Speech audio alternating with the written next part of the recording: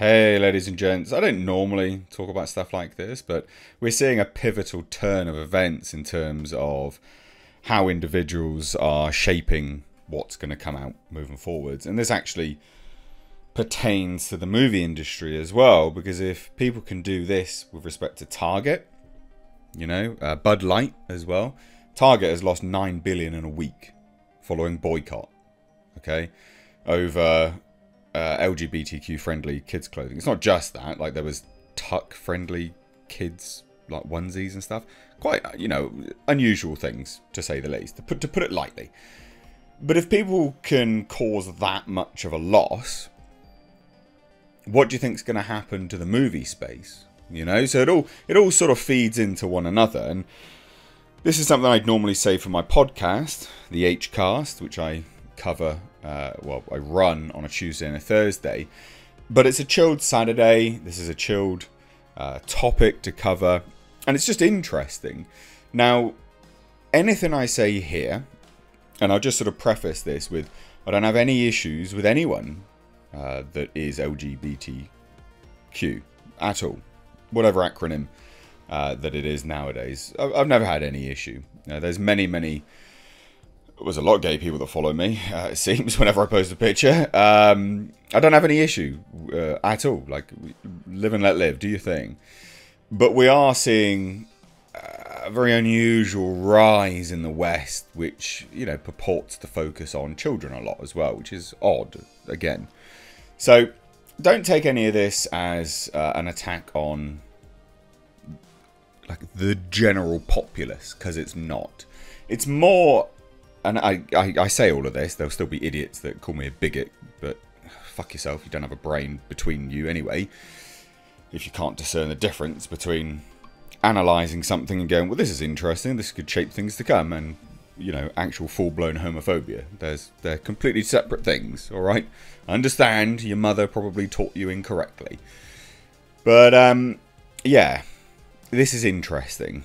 Very, very interesting. This has been really quick. So Target has lost a total of $9 billion in a week. Now that's from market value.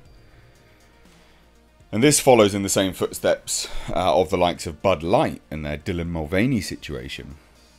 This is not a small amount. $9 billion that's staggeringly high. Staggeringly high. Now again, just to put it out there, I've seen videos of individuals harassing Target employees. Don't do that. Right? They're not responsible for what their head office brings in on a whim. Don't do that. It's incredibly moronic of you. It really is. It shows a distinct lack of understanding of how corporate structure works. Don't harass normal people that are just doing a job. Okay? It's not their fault that their corporate entity, their overlord above them, randomly decided that, a tuck-in onesie was a good idea. Alright? It's not their fault. And I've seen this stuff all over Twitter, and it's just disgraceful. But yeah, Target losing $9 billion in market value since angry social media users called for a boycott of the Minneapolis-based retailer over its rollout of the Pride collection, featuring LGBTQ-friendly clothing for children. Now, that's a bit of an understatement. Again, it's not so much that it's LGBTQ-friendly stuff for children. It's like tuck-in onesies and all these kind of things, right? And it's also like, well, not even that. It's from a clothing brand that also features like satanic elements as well. Now, I'm non-religious in this. I don't care about religion remotely. And I know that'll piss a whole bunch of people off. But being a classical liberal that I am, if you believe in Christ, do your thing. Whatever. I'm not interested, right? But the whole endorsing a company in a very religious country, i.e. the States, that has Satan loves your pronouns and stuff like that, that's odd. You're asking for problems. And it's beyond me that Target didn't see this coming. You'd thought... So, Bud Light had a really dumb situation with Dylan Mulvaney. And then you had the other drink company that came out, Miller's, I think it was. And they had an ad campaign that was like, get rid of the bad shit for the good shit. And it was all basically saying women in bikinis are bad. These boring, ugly women that, you know, farm hops. Let's just give them a bunch of our cash. And they tried to scrub that from the internet. What is Target doing? Why did they not think this was going to backfire? So a week ago, Wednesday, before the controversy erupted, Target stock closed at $160.96 a share, giving the big box chain a capitalization of $74.3 billion. As of early trading on Thursday, so a week later, however, shares of the company were trading off 1% at $146.76, capping a week-long tumble that has shrunk the cheap chic discount retailer's value to $65.6 billion. That amounts to a 12% drop. $9 billion off of the company's market capitalization. What are these idiots thinking? So Target said on Tuesday it was removing some items from its stores and making other changes to its LGBTQ plus merchandise nationwide ahead of Pride Month after intense backlash from some customers who confronted workers and tipped over displays. Again, don't confront these. These people are not to blame.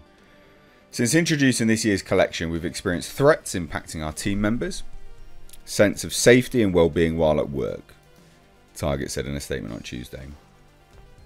Given these volatile circumstances, we're making adjustments to our plans, including removing items that have been at the center of the most significant confrontational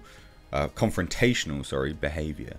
Target said that customers knocked down pride displays at some stores, angrily approached workers, and posted threatening videos on social media from inside the stores.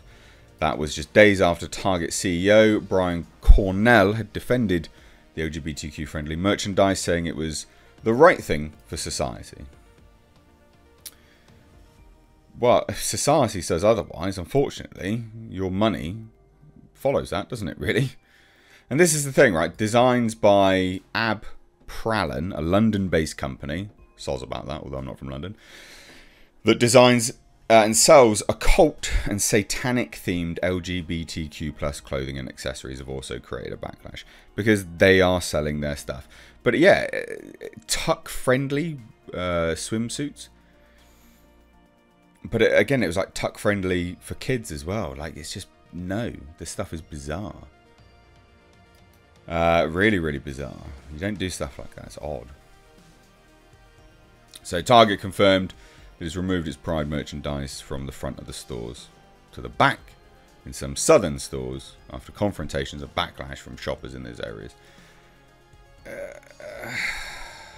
This is for a kid. Not cool. I think that Target really soon is about to find out what happens when conservatives shop, or rather don't shop, because they're about to get Bud Lighted. Ridiculous. Bud Light has seen its sales drop from 6 consecutive weeks, down 25%. A quarter. Holy shit. But then they're still going and sponsoring a bunch of parades as well. So they're doubling down on getting the ESG money. Look, at the end of the day, this has a massive correlation to the industry at large, industries at large.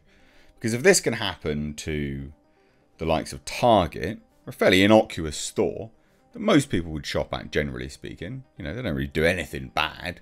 It's pretty innocuous. What do you think is going to happen to the movie industry when people finally realise and they're like, oh, holy shit, let's stop doing this with movies as well. I mean, you got Disney up, you know, Schitt's Creek, losing money. This will be very, very interesting. So that's why I'm doing this video, because it's more to say that if Target can lose $9 billion of market value in a week, what do you think is going to happen when the general populace cottons on to the fact that this stuff is in their movies? It's just an analysis. It's just an interesting thought experiment. Very, very interesting. So let me know what you think. I'll be curious. Genuinely curious. So yeah. Cheers, guys. Take care.